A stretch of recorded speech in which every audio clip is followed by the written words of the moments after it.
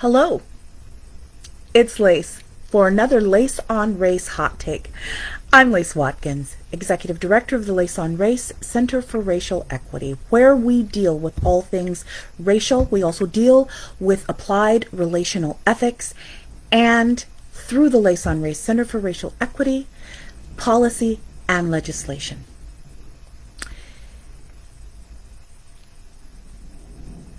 I'm never sure if it's on, but let's pretend it is.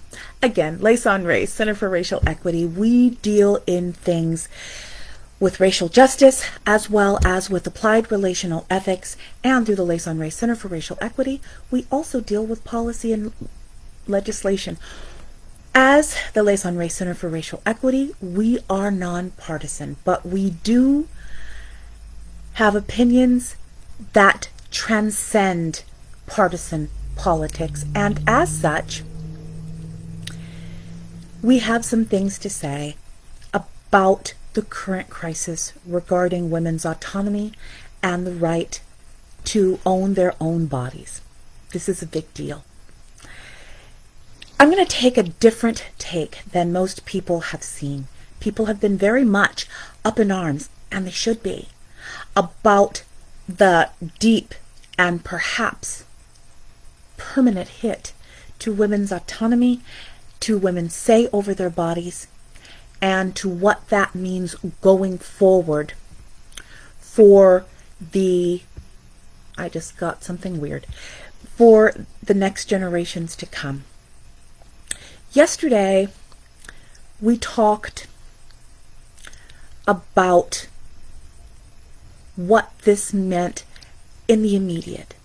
But I want to take you back a little bit and talk about what Roe v. Wade has meant in the last 50 years, how that ties in to civil rights legislation from 1954, Brown v. Board, going forward, and how it's currently being framed and seen. And it is being framed and seen differently by different cohorts of women. In order to have that conversation, we absolutely have to have a conversation about how Roe v. Wade has played out since 1973 and what curtailing of Roe is going to mean for different groups of people.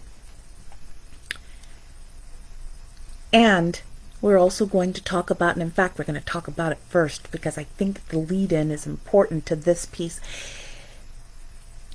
how the framing feels or could feel to Black and brown and other marginalized peoples. In 1973, one of the first things that Roe v. Wade did was it lifted restrictions, but only some and only for a few. And those restrictions have tightened over the years, and marginalized people have borne the brunt of most of those restrictions. I think about my own life. I am a sexual abuse survivor. From my latency years into my early teenage years, and I did not get pregnant as a result of that sexual abuse. I wound up becoming sterile, but that's another story for another day. But if I had, in 1973, it would have been possible for my mother to do what she needed to do if she had so chosen for me as her child. What it would have taken to not ruin my life forever. 10-year-olds shouldn't get pregnant, for that matter. Neither should 13-year-olds. But at the end of the day, we're talking about something quite different here for different cohorts of people. Even before Roe v. Wade, abortions were available. They were just dangerous and backdoor and under the table. And if you lived in places like I live, San Diego, sometimes an easy and dangerous trip for a not so easy and very dangerous trip to have a pregnancy terminated on the other side of the border. Fast forward to 2022. People who are saying that the sky is falling, and in a way it is, are basically saying that women are going to lack access. What the ruling is going to do is it's going to throw it back to the states where it was before. Like I said yesterday, people who live in states the color of navy blue are probably not going to have to worry that much. People who live in states the color of red velvet cake will have a harder time. But even as restrictions became tighter and tighter and tighter, middle class people and white people, and particularly middle class and up white people, always found a way. Even before Roe v. Wade was the law of the land, there were ways to get around it. I know at least a couple of people who went to their doctors because they were having heavy periods and got suctioned out. I know of some people who went to other states. And yes, I know some people who booked it across the border. If you have enough money and enough social capital, and you've got a healthcare provider who's willing to do you a solid, this is an annoyance. It's not a catastrophe. For women of color and poor women, and particularly poor women of color, it's always been more than an annoyance. Access, or at least the law of the land, on paper access, means little if you do not have the resources to avail yourself of that. And in states where there's only 1 or 2 clinics, you got to get there, and then you got to pay for it. When we start talking about the money angle, then you can see where the disparity has always been and will continue to be, except now that money angle is going to be exponentiated. Let's talk about framing for a moment.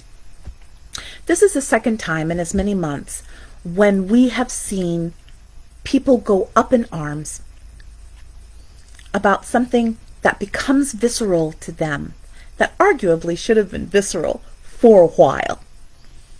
The crisis in Ukraine, where the United States, according to some news reports, is poised to pour $1 trillion into Ukraine for some good reasons. Strategic reasons. Putin is,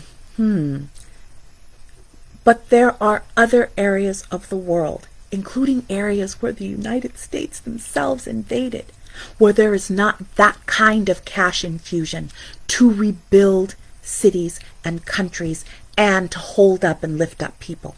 That's just true. And so when there's this outpouring of compassion for Ukraine, people who are going, but what about, wind up looking like jerks. It's kind of the same thing here to a diluted degree. Yes, I want unfettered access. It's an equity issue.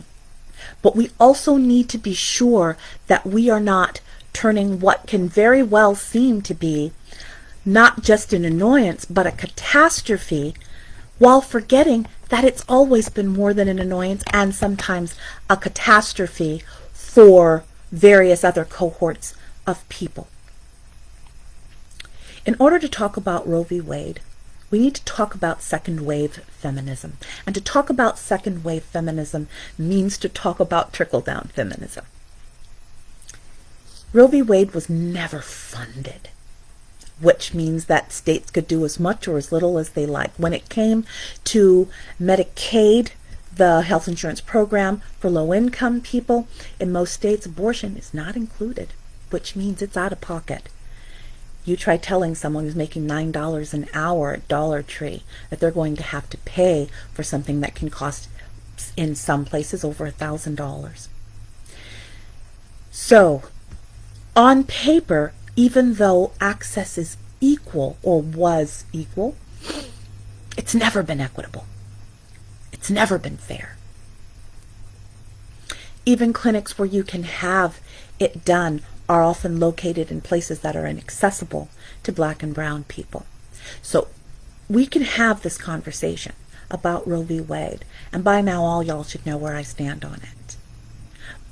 But when we pivot to race, this is a time when, since the conversation is now on the table, and people are rightfully activated, we can start talking about what good policy looks like that holds and succors all women, regardless of location, regardless of finances, regardless of how we think, the tropes that come with being black and brown and unexpectedly pregnant.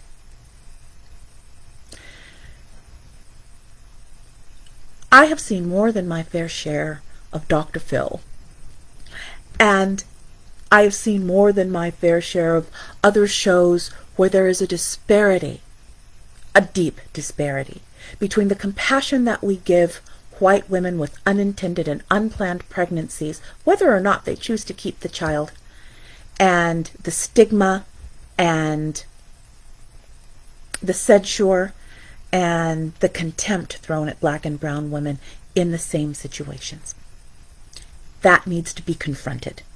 And this is as good a time as any to have that conversation. Much like the opioid crisis, that only became a crisis when white people were being felled in droves. All of a sudden, they're not addicts to be hated. They're sick people to be held and rehabilitated and given resources. It should not take it becoming a crisis for white people to decide that you are going to take decisive action, whether it be Ukraine or the opioid crisis or abortion. Yes, I said the word. I think a lot of you guys were wondering if I was going to actually use the word. I'm not afraid of the word. It is a big deal. The way that inequities and white supremacy show up is as much in what is not said, what is not done, than what is said and done. A black woman with an unplanned pregnancy should have the same amount of care and compassion and lack of contempt than a white woman. In the same way that a black opioid addict should have the same care and concern as a white opioid addict. It can be said that women's autonomy is about affirming basic humanity, the humanity that we have to be able to choose what we do with the body that we are given. That, for me, makes it not only an equity issue, but also a moral and an ethical one. But that moral and ethical stance cannot be carved out in favor of one group at the expense of others. I have seen on my Facebook feed lots and lots of posts about, on the down low, if you ever want to travel to California, I have an extra bed and perhaps some pills, morning after pills, in my medicine cabinet, feel free, or variants of that. We need to make sure that it's not just cute little blonde Ilsa or Amy that is going to have the solidarity and support. We need to make sure that as we, if it winds up happening, do workarounds even as we work towards reversing what is going to be, yes, a catastrophic decision. That we are not selective in who we choose to hold well. We've done an awful job of that. An awful job of that. Starting with second wave feminism in the late 60s through the mid 70s and early 80s up to now. It has compounded. We have got to have solidarity for all. Otherwise, it is just another form of supremacy and just another form of self-serving aggrandizement on the part of people who, as a group, are already privileged. We need to have this conversation. We need to have a comprehensive conversation. We need to make sure that everybody is on the table. And when we start looking at ways to lessen and mitigate harm to those most vulnerable, we need to make sure that it's for everyone. And if you're going to do it on an individual level, make sure that you're as willing to take Rosa or Corazon or Shikisha as well as you're willing for Ilsa and Amy. Otherwise, it is not solidarity. It is an exercise in supremacy. The Liaison Race Center for Racial Equity, of which Liaison Race is a part, is funded by your contributions. We believe in the model that the community can hold itself. If you would like to contribute to Liaison Race, go to our website or go to our Facebook page, probably already on it. And if you like what you're hearing and you want to hear more, as they say, destroy the like and subscribe buttons, and yes, share widely. Liaison Race is dedicated to giving different takes on current events as well as timeless issues such as relational ethics, such as friendships between cross-cultural women, and we are here for you. We want to change the landscape. We want to change the world. And in this case, we want to change policy and legislation.